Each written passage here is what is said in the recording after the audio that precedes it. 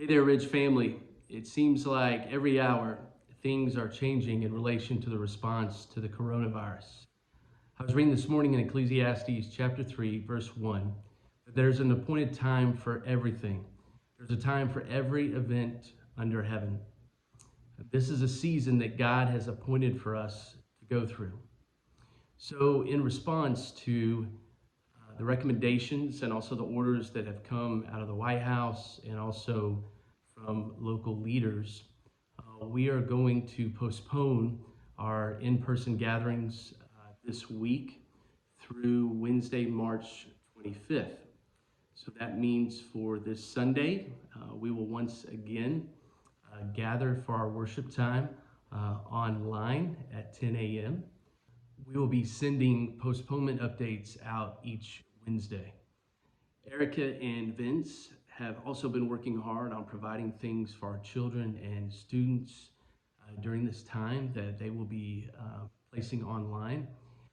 We know that this is a challenging time for our children and students as schools are canceling. We also want to just come alongside students and also parents during this time to help however we can. And so be looking for things to come out here in the near future. Also, want to let you know that ministry goes on, and it's been pretty cool just to see how God's been working. Yesterday, Isabel worked at Real Options in an office that they provide there, and got to have a conversation and minister to a young man that came in with a young girl and got to share the gospel with him. We also had a gentleman come to our church location while Vince and Erica were doing some recordings.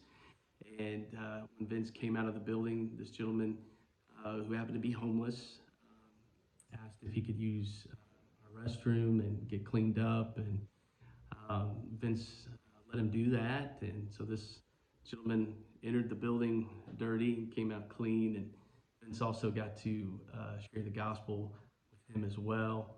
I wanted to share with you some words of encouragement that I received in an email the other day from Sang and Joy Yoon, some friends of ours who we got to hear from this past year at our church, who minister in North Korea and South Korea as well. But they wrote this: with experience of having already gone through the restrictions and inconveniences COVID-19 is imposing on the world, we would like to encourage you.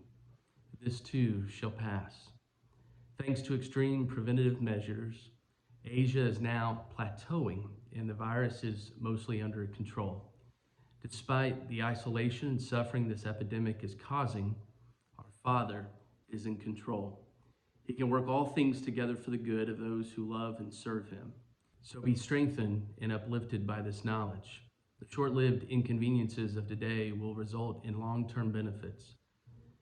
The scriptures tell us in Romans 8:18, for I consider that our present sufferings are not worth comparing with the glory that will be revealed in us.